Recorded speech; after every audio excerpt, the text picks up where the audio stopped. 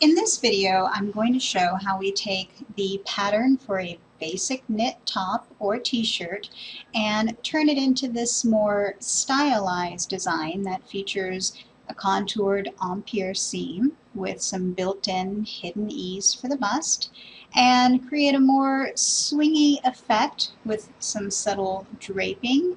And the side seam is actually going to be wrapped around to the back into these pseudo princess lines. And there would also be the option to have a center back seam if you needed a little more body contouring shape to accommodate, say, wide shoulders or a more drastically nipped in waist and more fullness in the hip area. I'm doing this on a pattern drafting program called PatternMaster Boutique version 5.0, and I'm using the pattern editor that allows me to draw all the same lines and arcs and pattern manipulation that I would do with paper, ruler, and pencil. So you can follow along if you have this program or a similar computer drafting program such as Illustrator, or you can do this the old-fashioned way with pencil and paper. First, I'm going to give you a quick overview on what it is we're going to do to get this whole pattern style drafted. We're going to start with finding out where the apex is, so we'll know where to draft the curve. We'll straighten out the side seam, and we'll straighten out the side seam for the side back as well. And then we'll continue a curved seam into the back, and we'll join the two side seams so that they're eliminated and wrapped to the back. From that point, we're going to slash and spread this lower portion and open it up so that when it's all sewn together, it will collapse with the rippled drapes. So I'm going to get started with our center front. I'm going to move it over here. Actually, I'm going to make a copy of it so that our original block is preserved. And the first thing I'm going to do is mark where the apex is, the fullest point of the bust. And that's going to be measured down from the shoulder to the apex, and you're going to measure the front of your body from apex to apex and divide that front apex to apex measurement in half, because we're dealing with half of the bodice for this pattern drafting. So in my particular instance, shoulder to apex is 9.5 inches. So I'm going to give myself a line 9.5 inches down from the shoulder. There it is. And now I'm going to come from the center front over 4 inches, which is half of the 8. And this little cross mark right here is where the apex is. So I'm going to draw a little circle to show me where that is. And I don't need my cross marks anymore. So we have the apex there. Now you'll also want to measure from the apex up under the bust to find out how far down that empire seam needs to go from the apex. So in my instance, let's say we're doing 3 inches. So I go to the apex and I come back down 3 inches. And this 3-inch area here, from the front off to the side, is where I'm going to want that curve to happen. Now, in your case, you might want the middle of the empire seam at the center front to be right in level with just under your bust, or you might want it to come up a little bit, curve over, but still at this cross point where the apex is, for it to go all the way down to the bottom where you wanted it and not to cut it off at the top. Or maybe you do. Sometimes abbreviating the bust line with an empire seam can also have a minimizing effect. So it's just going to be personal choice. So I'm going to try out going 3/4 of an inch above the empire level for the center front to get my curve. So here's if it were squared off underbust level, and I'm going to go up.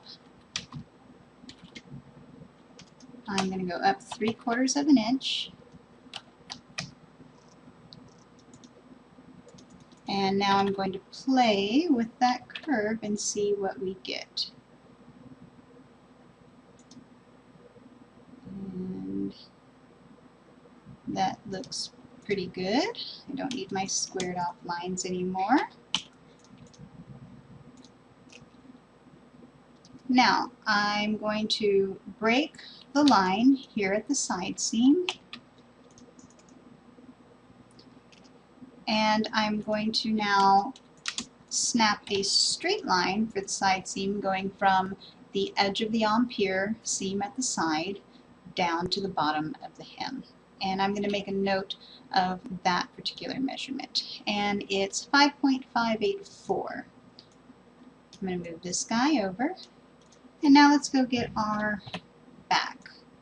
And I'm going to get a copy of it so my block is preserved, and I'm going to come over here. And I already forgot this measurement, 5.584. Locating a point, 5.584. And same thing now. I'm going to break it at the side seam measurement that matches the side seam of the front bodice. I'm going to eliminate those lines and draw a straight line there. Next, I'm going to mark a vertical line right about where I want my princess seam to be. Depending on what size you are, that might be a distance on the smaller side of 3.5 inches from the center back, about waist level, or in the fuller sizes, it could be 4 inches, or you might just have a personal preference to go 5 inches over. Just kind of figure out where you might like that seam to be. Oops, drew a line by mistake. Now that I'm at this side seam point, I'm going to draw in my princess seam. I want to look at it for a minute. I'm going to group all these lines and arcs together so I can grab them in one shot. And I want to kind of audition how well there's going to be continuity with that seam. This little triangle piece here, of course, is the overlap, but I feel pretty good about it. There's a little jink jog right down here, but I can smooth that out.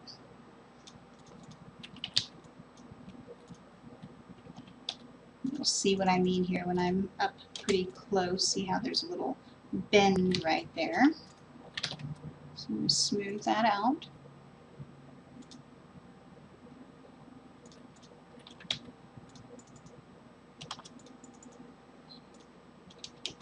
And that's better. Now I'm also going to give myself a few notches so that when I'm sewing this curve in, it's not too overwhelming. I can just survive from notch to notch.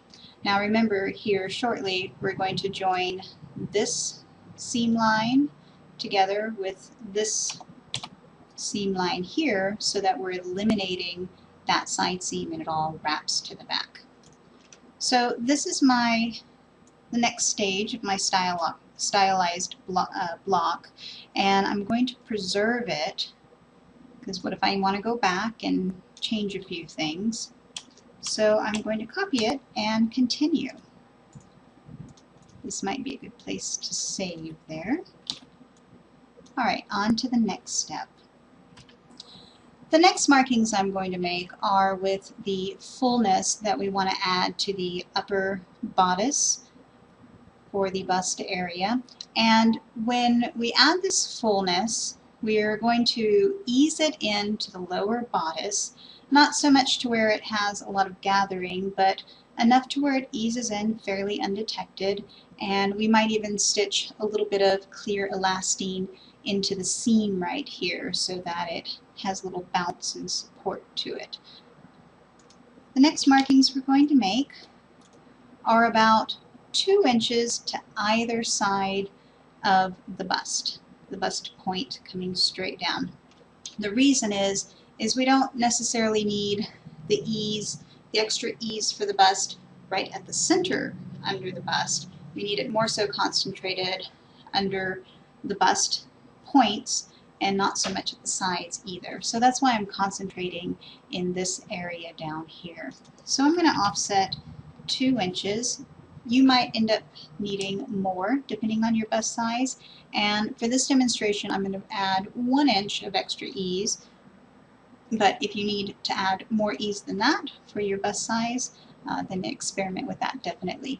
And keep in mind we are drafting this for a knit garment or a stretch garment, so we're not going to be needing to be as rigid with the ease and the fullness and the accommodation that we would need to be with a woven fabric.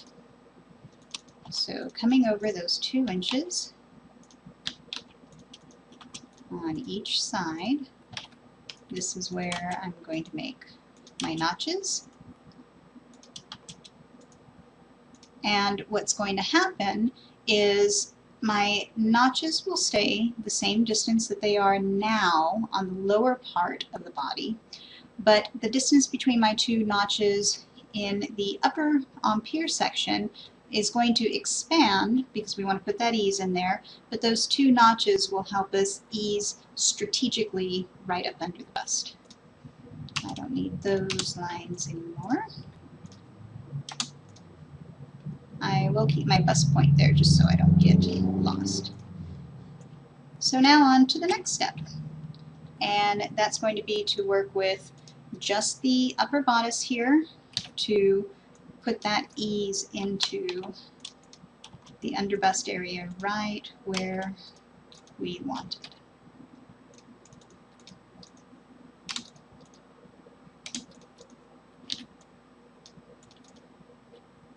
Alright, I'm going to go from the middle of the shoulder down to about the center of my bust, and we're going to slash and spread. 0 at the shoulder and 1 inch down at the bust here. And to do that digitally, I need to break the lines here, and I need to break this curved line here. And I don't need those lower notches, those are for the lower part of the bodice. So now with my handy dandy program feature, we'll leave the apex there, I am going to rotate this half right here out 1 inch. Using my rotate feature, I'm going to rotate by 1 inch going clockwise. And just so you have a visual, this is the amount that we did for our slash and spread there. Alright, now we've bent the shoulder seam a little bit here, so I'm going to straighten it back out, and we're going to get rid of that little jog right there. Now we're going to, we don't need our slash lines anymore, we know what we did, and now we're going to connect our 2 lines there, but I'm going to do something a little bit different. I'm going to come down about 1/4 of an inch just in case. Oops, I deleted the wrong lines. We have a nice set of keyboard shortcuts here, the OO key. OO, OO, so when you have an uh-oh, you can OO. Anyway, I'm going to break these lines because it's just from the notched area to the notched area that we need to true up. Now, the little trick I was going to tell you, if you're an A cup or a modest B cup, then don't even pay attention to this part. Just leave this well enough alone by blending your curve back in. If you are a little fuller, you might want to consider an outward, slightly outward rounded shape down here to accommodate more bust fullness. So I'm going to offset this just 1/4 of an inch just to give us a little more help. And now I'm going to sneak in a little more fullness there.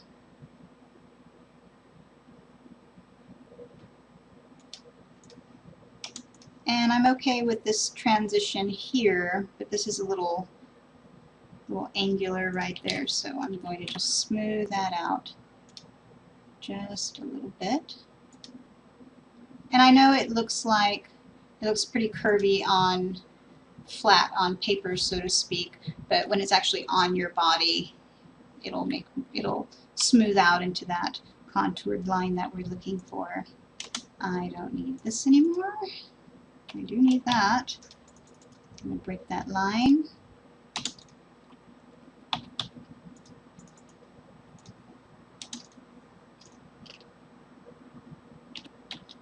Let me shift that over a little bit. That's pretty good. We don't have to be microscopic for this demonstration. Alright, so that takes care of the upper bodice. Maybe you might want a wider neckline, a lower neckline. You can change all that, of course. So next, let's go ahead and work with our lower portion down here, and that'll require both of these pieces. Alright, so I'm going to make a copy of these pieces so I have a nice trail in case I ever need to go back. I'll move that bodice aside.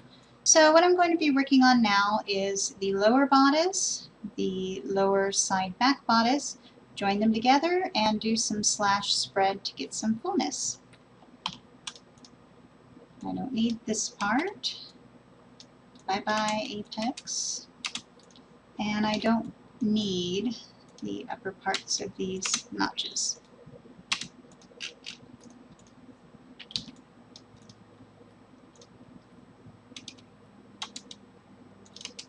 Uh-oh. Oh. I didn't realize that was joined. So we'll trim that off. Is that one? And if you like the idea of drafting on a computer, remember I'm using PatternMaster Boutique version 5.0, and this is the pattern editor portion of the software. Now, that's the side seam in the back. That's the side seam in the front. We're going to join those together so that we are eliminating the side seam. Ta-da! Now we will need a notch here, and I'm going to keep a marker down here for a little bit just so I know where my side seam is when I go to do my slash spread action. Or actually I just might leave this well enough alone because I can slash and spread it now actually. I'm going to want to let's say I want to drape open 2 inches the front, hypothetically, and 2 inches in the kind of front princess seam area, under the bust area, and let's say 2 inches at the side seam and 2 inches in this back area here. So let's go with that. Now, if you were going to keep your tank style very fitted, then, and you just wanted the novelty of the empire seam with the easing and wanted it to be fairly snug fit, then you can keep this exactly the way it is. Maybe smooth out this curve a little bit and just sew it all in and you'll have those neat style lines. But in our case, we want to do the slash and spreading so that we have some fullness. Okay, I am back from a little break and we're going to do our slashing and spreading to the lower portion of the top. I guess that doesn't make sense, lower portion of the top, lower portion of the garment. Alright, we're going to start with the center front, and I'm going to rotate this by 1 inch because we wanted 2 inches total and we're on the half. There's that. And let's see, let's do another slash kind of in the center here, and perhaps another slash for some drapiness over in here. So that's going to give us a little drape ripple here, here, and here. And don't worry about it being jagged when we do our slash spread right now. We're going to true that up here pretty soon.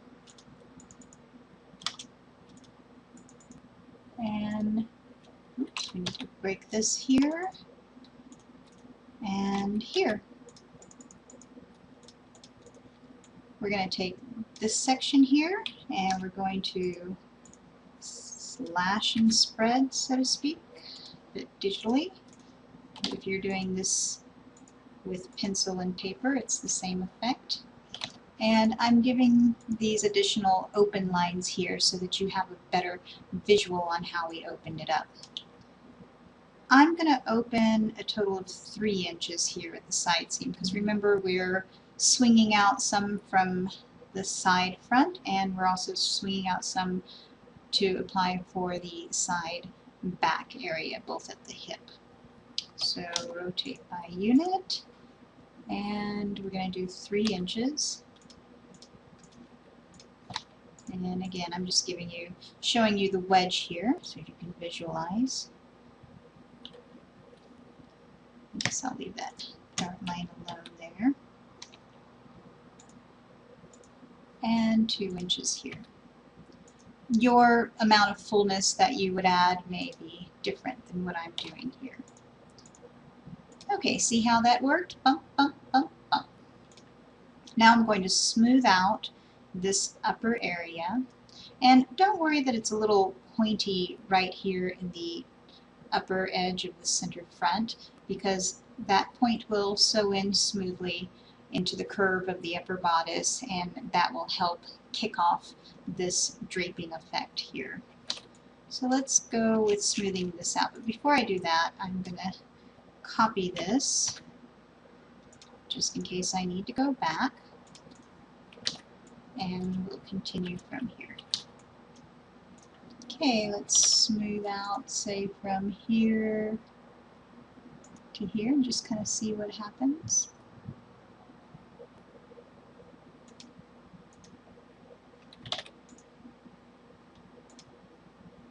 Sometimes you just have to feel your way around these curves a little at first, just until you find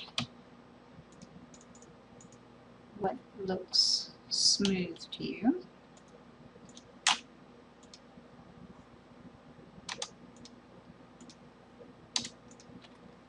Let's see. Oops.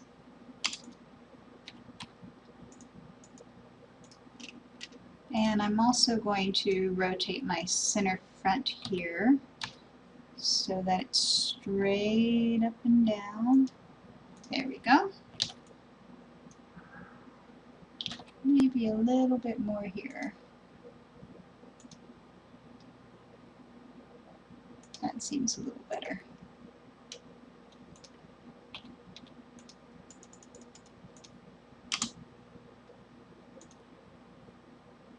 So I'll get rid of these humpies, but not my notches. We need those. Let's see here, smooth this out. Breaking that line and moving this guy over here. And if it looks like I'm moving fast within the tools of the program, you don't see me clicking on the button commands here. I use keyboard shortcuts a lot. So if you come up here to the arc button, you'll see that AR is the keyboard shortcut. So I've learned to just memorize what my different shortcuts are. So my hands are usually on the keyboard more than they are on these buttons here, except for the save button. I like to actually push the button instead of the keyboard shortcut on that one. So back to this guy here.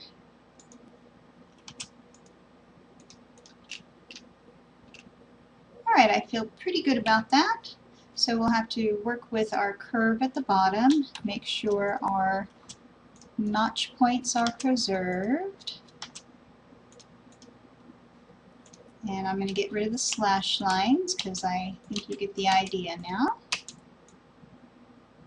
What were you there for? What was that little point? Ah, that was my side seam. I'm going to do the OO key. So I do need a notch here because that was our side seam. Now I'll save. Don't need that.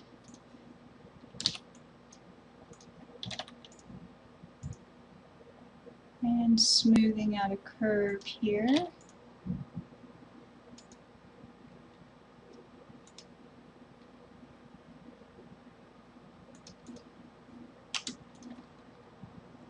Don't need that straight line or that straight line. I have an overlap situation here.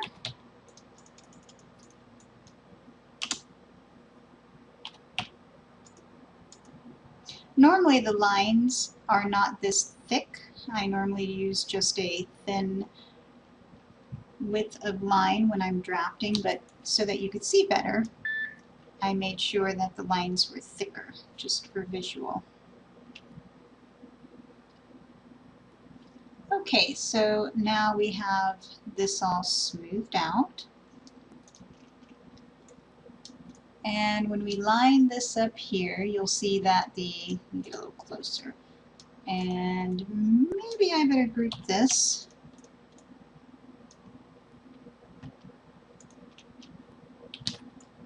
Alright, for the front here, you see that we have our center fronts match up. And it matches up here from notch to notch. And then what happens is the bust fullness eases in between this notch and this notch. Then from there we have side seam to this notch, and now continuing around to the back, we need to build our back bodice here, so let's go ahead and do that. Get on over there, and that part that'll probably be the easiest part of the whole project, is this back piece. We're just getting rid of that little side wedge.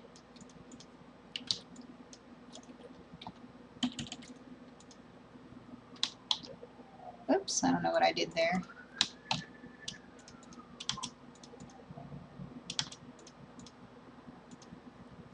There we go. That's pretty much it for the back, unless you decide you would like to jut out a little bit here in the center back by creating a center back seam. And let's say you have a little extra fullness through your back shoulder blades. You might want to come out about 1/4 of an inch here and do a very subtle curve to accommodate the back. And so if that were the case, you would make those adjustments. And let me group this. So what happens is there's our side seam, and then this just sews into this notch. Oh, I was a little, oh, I'm wrong, sorry. There's my side seam.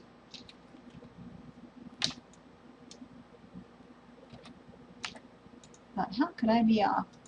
So that was the side seam notch, princess notch, and you continue sewing notch to notch, and everything fits in nice and neat. For this knit, all this curviness of this knit pattern, I definitely recommend using 3/8 inch seam allowance.